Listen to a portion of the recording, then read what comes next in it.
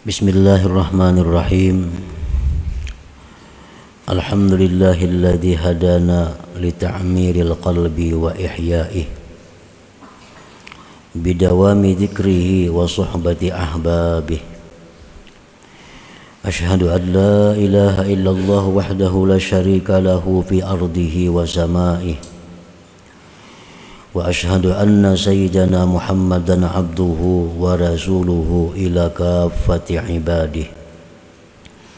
Sallallahu wa sallama ala sayyidina Muhammadin as-sadiqil masduqi fi jami'i ahwalihi wa ala alihi wa sahbihi wa dzurriyyatihi wa atba'ihi. Salatu wa salaman daimaini mutalazimaini ila yaumi liqa'ihi. Amma ba'du. Yang kita hormati dan kita cintai para habaib dan para alim ulama, para muhibbin, hadirin hadirat rahimakumullah.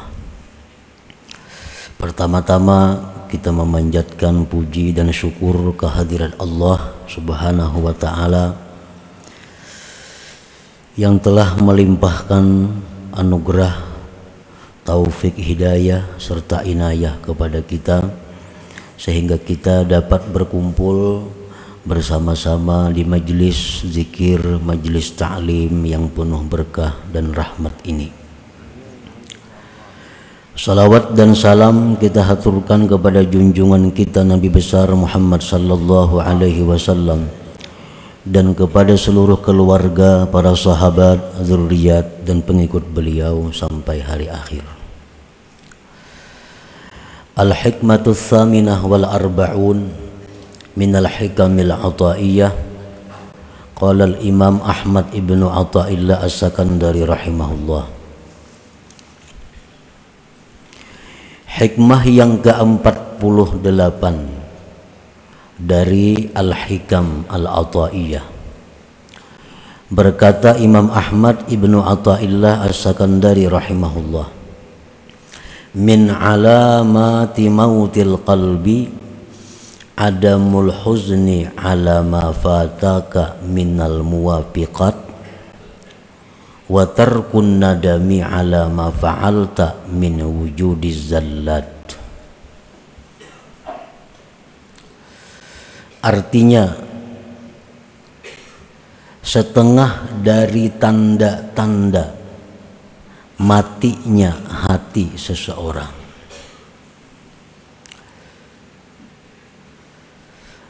tiada duka cita, tiada sedih atas sesuatu yang keluputan akan dia daripada perbuatan taat kepada Allah.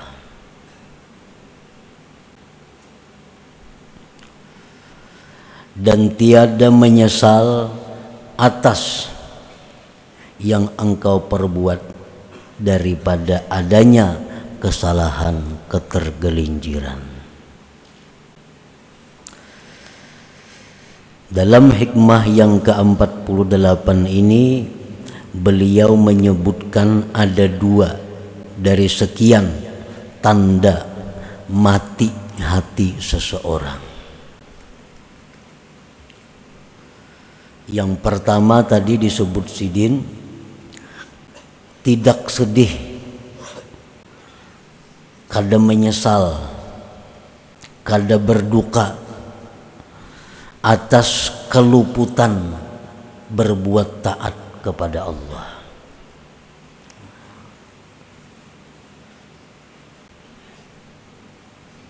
Kada merasa rugi.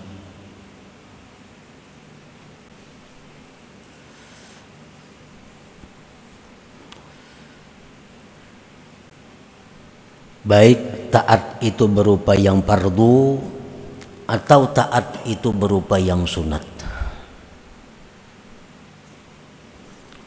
Misalnya kita guring, nah lalu bangun guring jam 6 subuh, otomatis subuh tadi taliung.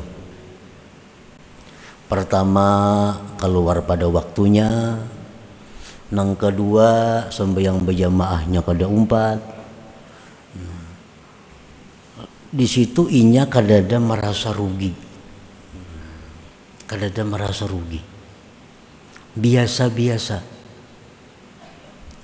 Nah ini salah satu alamat orang ini mati hatinya, salah satu tandanya.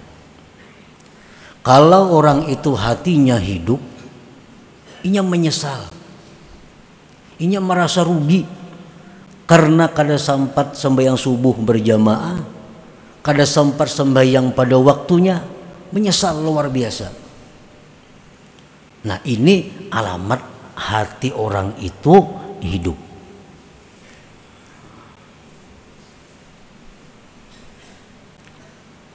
Itu satu contoh. Kita bandingkan, kita kiaskanlah kepada perbuatan-perbuatan taat lainnya. Amun nang sudah sengaja kada memperbuat itu lebih pada mati lagi nih tuh. Tahuai waktunya ada, awaknya lapang, awaknya sihat, orang berbuat taat, inya kada tegiur-giur nak umpat, itu alahan pada mati lagi.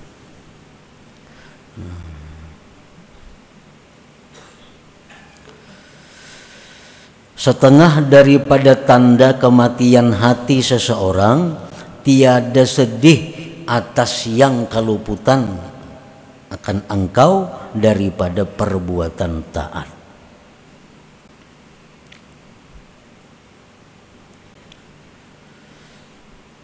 Nah disebutkan di zaman dahulu ada di antara para salihin, para sahabat Nabi yang mana mereka itu kada sempat. Nah, begitu sampai ke masjid, orang sudah tuntung sembahyang berjamaah. Menyesal luar biasa karena kehilangan 27 derajat, kehilangan 27 kebaikan.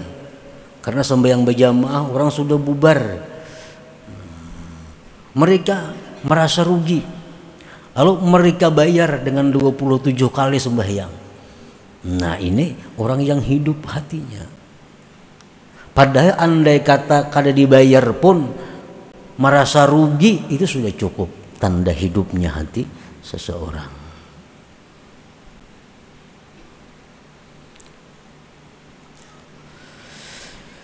Yang kedua, tanda kematian hati seseorang lagi, tiada menyesal atas yang engkau perbuat daripada kesalahan-kesalahan. Kada ada menyesal, padahal tadi berbuat dosa, berbuat nang kada bagus, kada ada menyesal, biasa-biasa. Nah itu tanda matinya hati juga.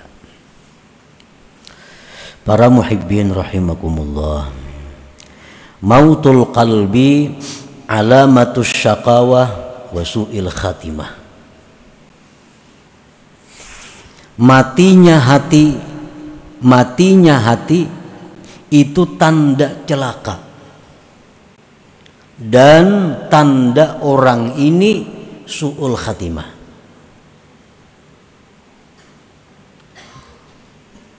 Matinya hati artinya kadada merasa rugi ketinggalan berbuat baik, kadada menyesal berbuat kesalahan, berarti hatinya mati. Orang ini celaka dan su'ul khatimah.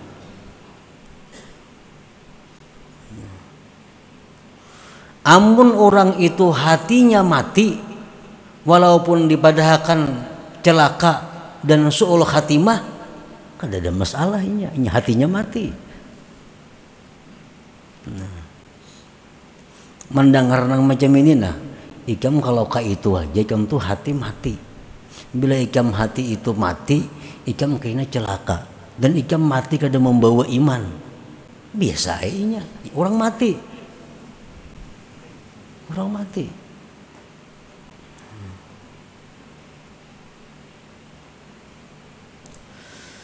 Nah kalaunya ada takutan, takutan lah macam mati su'ul khatimah.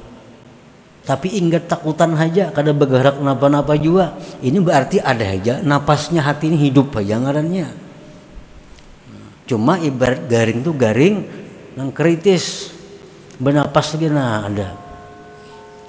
Kalau orang yang hatinya hidup mendengar nang macam ini, bahwa mati hati itu membawa kepada celaka, mati hati itu membawa kepada mati su'ul khatimah, oh ini hati-hati daripada menjaga hatinya jangan sampai mati. Nah itu orang yang hidup hatinya. Para muhibbin rahimakumullah. Wasababu mautihi thalathatu asya, sebab kenapa hati itu mati 3 perkara. Sebab kenapa kada merasa rugi lagi ketinggalan berbuat taat, kada merasa menyesal lagi berbuat dosa. Mati hatinya kenapa? Sebabnya karena 3 perkara. 1, hubbud dunia, itu pertama sebabnya. Hubbud dunia, mencintai dunia. Apa yang dimaksud dengan mencintai dunia itu? Sehingga bisa mengakibatkan hatinya mati. Mencintai dunia itu artinya adalah hubbu ma yatadarraru bihi ba'da mautih. Dia mencintai sesuatu yang membahayakan dia sesudah dia mati. Ini artinya hubbud dunia. Mencintai sesuatu yang mencelakakan dia di akhirat. Itu ngarannya hubbud dunia. Menyayangi sesuatu yang mencelakakan dia sesudah dia mati. Ini hubbud dunia. Contohnya mencintai kemaksiatan. Mencintai kemaksiatan. Itu hubbud dunia. Kenapa? Karena kemaksiat itu mencelakakan dia di akhirat. Maksiat itu membuat dia binasa, sengsara di akhirat. Itu yang dia cintai di dalam dunia. Nah, mencintai sesuatu yang memudaratkan dia di akhirat. Nah, ini sangat luas pemahamannya. Sangat banyak contoh-contohnya. Kita ambil contoh misalnya nang parak lawan kita, pakaian kita, perhiasan kita. Ini perhiasanku ini, pakaianku ini paling harap sakampungan nggak ada nangka ini. Dipakainya pakaian itu, perhiasan itu dengan perasaan agak. Orang kan ada nyamainya. Sekampungan nggak ada nangkawan nukaran itu. Dipakainya dengan perasaan agak. Disayanginya benar ini baju ini. Disayanginya benar perhiasan ini. Kenapa? Karena sagan baagak ini nah. Menang lain banyak aja orang sama diisi. Amun ini kadada hanya aku nang diisi. No. Pusut memusuti lawan barang itu tadi nah. Ini artinya mencintai yang membahayakan dia di akhirat. Nah, ini hubbud dunia ngarannya. Mencintai duit itu belum tentu hubbud dunia. Mencintai pangkat kedudukan belum tentu hubbud dunia. Tapi kalau mencintai sesuatu yang memudaratkan sesudah mati, itu jelas hubbud dunia. Dia mencintai jabatan, mati-matian mendapatkan jabatan, mempertahankan jabatan itu. Kenapa sebabnya? Dengan jabatan ini aku bisa semaunya. Aku memegang jabatan ini, aku hendak mengambil duit kadang menangatnya. Aku hendak ini kada wani menentangnya. Apapun aku kehendaki jadi. Dia cinta mati-matian kepada jabatannya ini. Nah, ini cinta yang membahayakan dia di hari kiamat, di akhirat kain. Ini cinta kepada dunia. Nah, bila macam itu halnya, salah satu sebab yang mengakibatkan hati tadi mati. Nyata-nyata nih orang sembahyangan, nyata-nyata orang sembahyangan, bang, ngur keluar, jangan singgah bang sembahyang berjamaah nih. Kenapa kada singgah? Itu menunjukkan hatinya mati. Jakanya hatinya hidup, jelas sembahyang berjamaah dulu hanya berangkat. Pengajian ada, majelis taklim ada, jelas sudah hari ini majelis taklim. Sehari sebelumnya ngur hilang kemana? Jakana bermanfaat ada. Nah ini tanda hati mati. Kenapa mati? Karena mencintai yang mencelakakannya di akhirat tadi.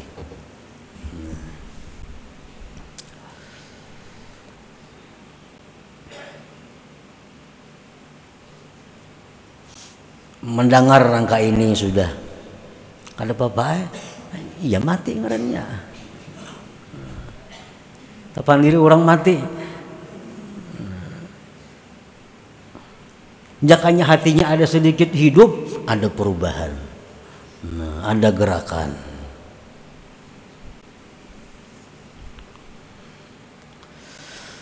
Hubbud dunia tadi yang pertama. Jadi jangan diartikan secara umum hubbud dunia itu ketujuh cinta duit, kada. Cinta jabatan, kada mesti itu. Karena duit itu bisa membawa kepada kebaikan, jabatan bisa membawa kepada kebaikan. Nang kada boleh itu, yang membahayakan itu mencintai sesuatu yang membawa siksa di akhirat. Itu.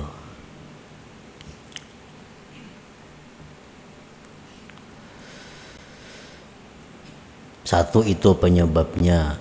Yang kedua sebab kenapa hati kita ini menjadi mati, wal ghaflatu an dzikrillah. Nah, kita lalai. Kita kada ingat berzikir lawan Tuhan. Kada ingat berzikir. Wal ghaflatu an dzikrillah.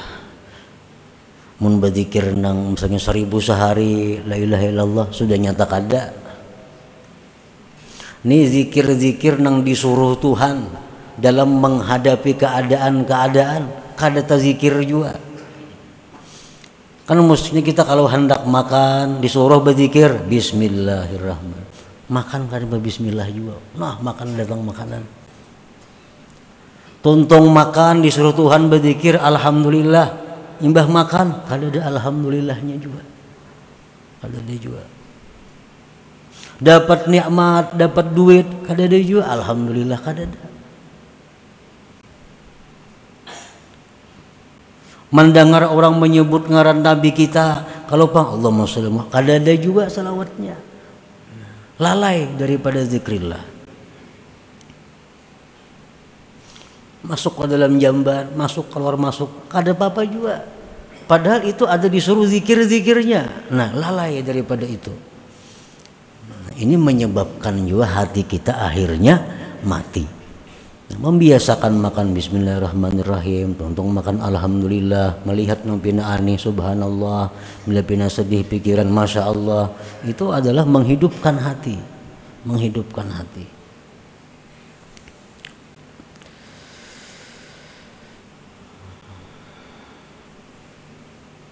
Yang ketiga yang menyebabkan hati itu mati, irsadul jawarih fi ma'asillah, yaitu melepas anggota pada maksiat. Maksiat napa aja belanya hendak dilepasnya. Ada pemandangan nang haram, hendak memandang diitihinya. Ada pendengaran nang haram, hendak didengarakannya. Nah, dilepasnya anggotanya kepada yang maksiat. Nah, jadi kita mati hati kita itu.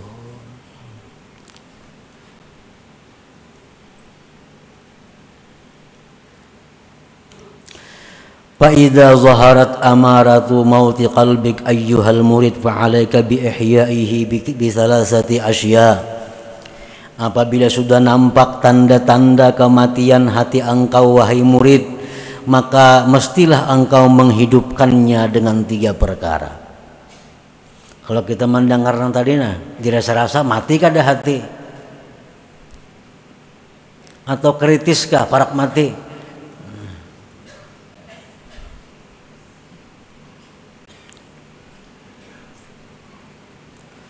Nah, bila sudah muncul nampak tanda-tanda matinya hati engkau wahai murid, maka lazimilah, maka mestilah engkau menghidupkannya dengan 3 hal. Nah, menghidupkan ini ngalih, orang mati dihidupkan. Menyigarakan nang garing jin lapah kita. Ini sawat mati.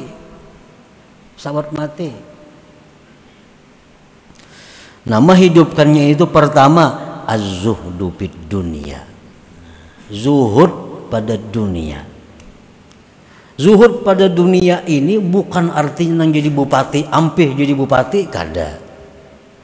Nang sugih beri akan seluruh harta, kada. Zuhud pada dunia ini artinya apa? Tinggalkan sesuatu yang mencelakakan di akhirat. Napa-napa tadi? Hal-hal yang maulah kita celaka di akhirat jangan lagi diurus nih tuh. Oh, pakaian ini nih, ini rancak maulah aku jadi sengsara. Pakaiannya maulah aku bikin aku sombong. Pakaiannya maulah aku agaknya. Nah, dijual, mengkulir memberi akan, jadi akan duit. Larang harganya, 4 juta, 5 juta harganya atau puluhan juta harganya. Jual. Cari pakaian-pakaian nang kada membuat sombong, cari perhiasan nang kada membuat sombong, cari apa nang kada membuat sombong. Jabatan, amun aku di jabatan ini kada kawa, kada maksiat nah. Soalnya aku ini ngalih, ini duduk di jabatan nang kada kawa kada maksiat. Amun hendak hidup hati, tinggalkan jabatan itu, mau kada mau.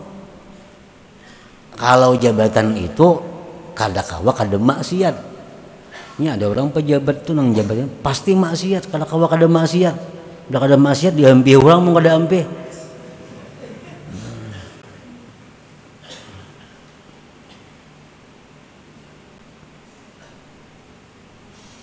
Nah, zuhud di dunia, hilangkan sesuatu nang membawa bahaya di akhirat.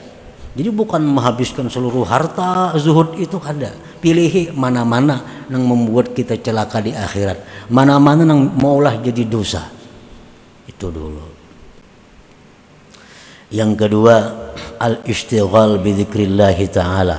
Nah, menghidupkan hati. Yang kedua, bekerja dengan zikrillah.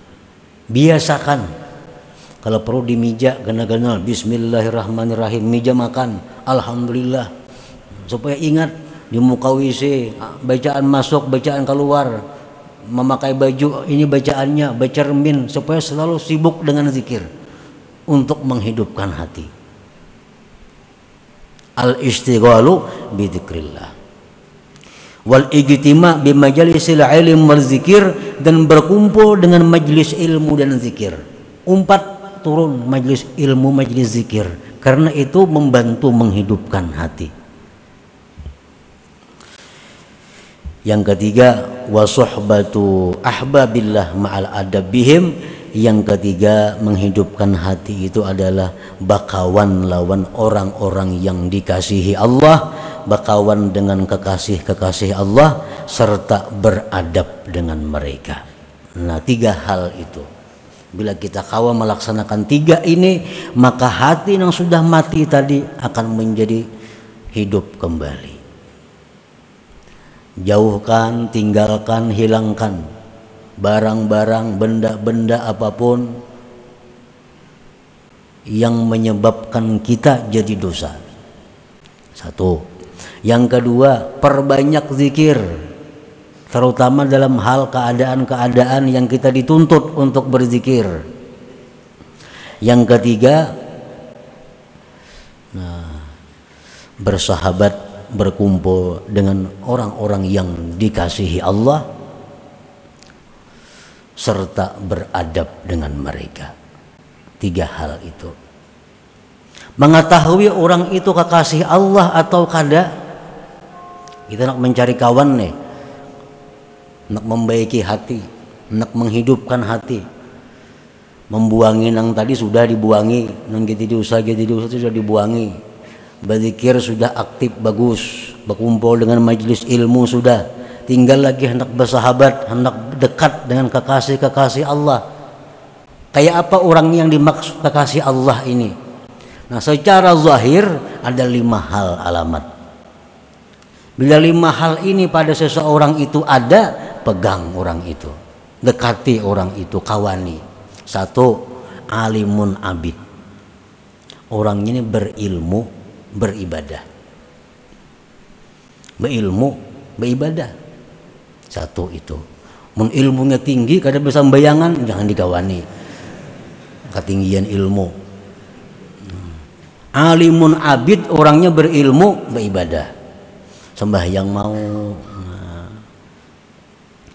Yang kedua, sakhiyun, pemurah.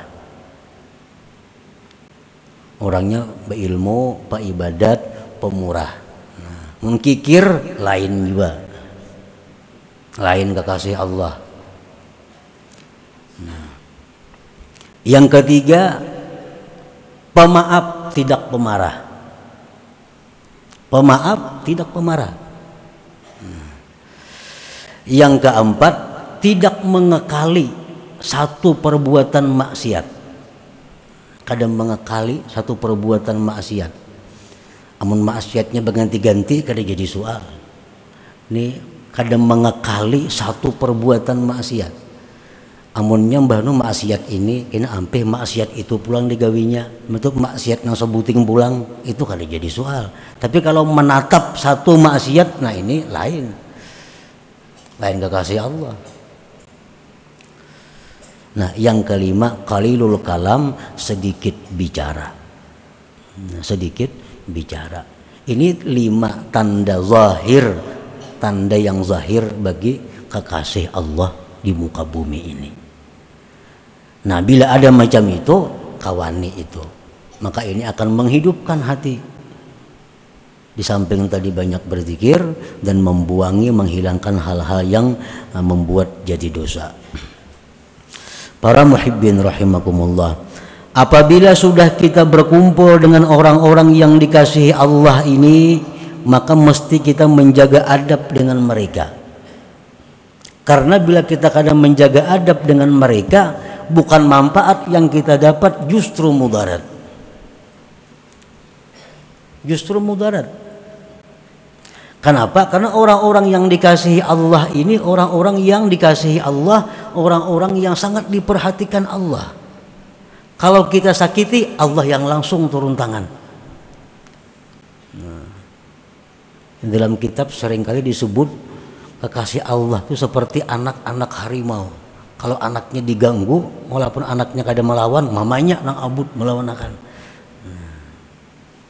Nah, jadi berteman, bersahabat dengan orang-orang yang dikasihi Allah ini ma'al adab, serta adab. Nah, apa adabnya? Pertama, antanzura ilaihim bi'ainil mahabbati wal ihtiram. 1, memandang mereka itu kekasih Allah dengan pandangan cinta dan menghormati.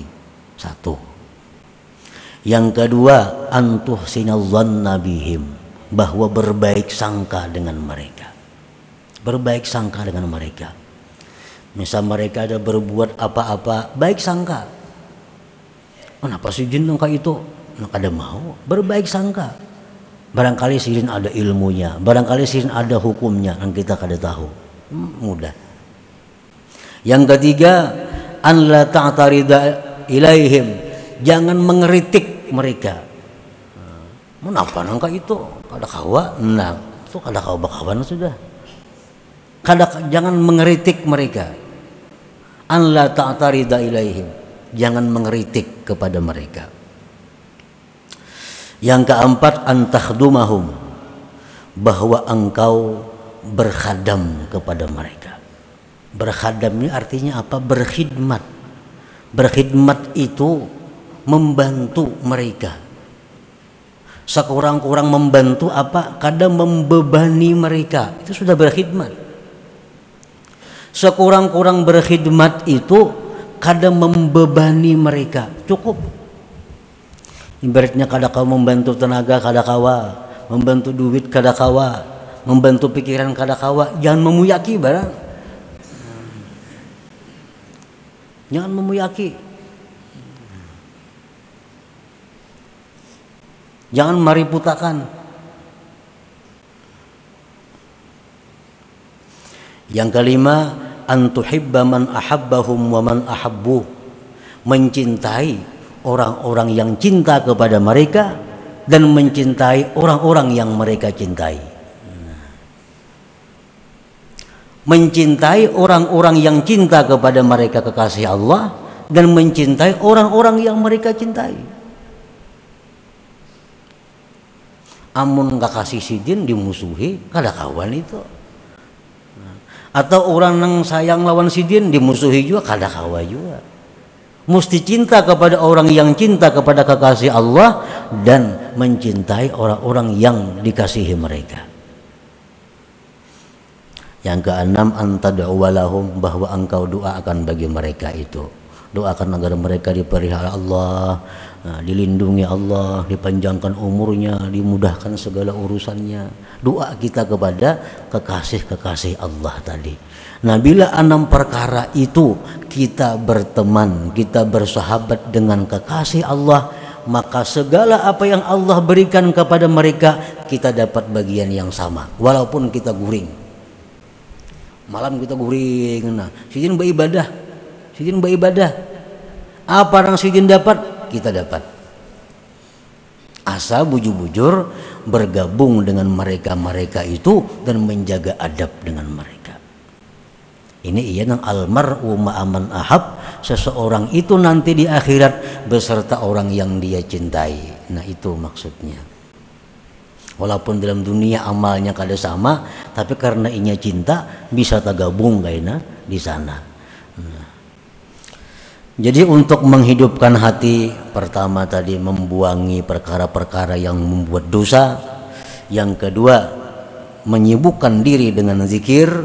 Yang ketiga, bersahabat, berkumpul dengan kekasih-kekasih Allah serta menjaga adab dengan mereka. Nah, bila mana 3 hal itu ada pada diri kita, maka hati kita yang mati akan kembali dihidupkan oleh Allah Subhanahu wa taala. Nah, kemudian selanjutnya hikmah yang ke-49. Ila hadratin Nabi sallallahu alaihi wasallam al-Fatihah. A'udzubillahi minasyaitonir rajim. Bismillahirrahmanirrahim. إياك نعبد وإياك نستعين اهدنا الصراط المستقيم صراط الذين أنعمت عليهم غير المغضوب عليهم يا الله بها يا الله بها يا الله بحسن الخاتمة يا الله بها يا الله بها يا الله بحسن الخاتمة يا الله بها يا الله بها يا الله بحسن الخاتمة فيا أيها الرجل منه شفاعة صلوا عليه وسلموا تسليما.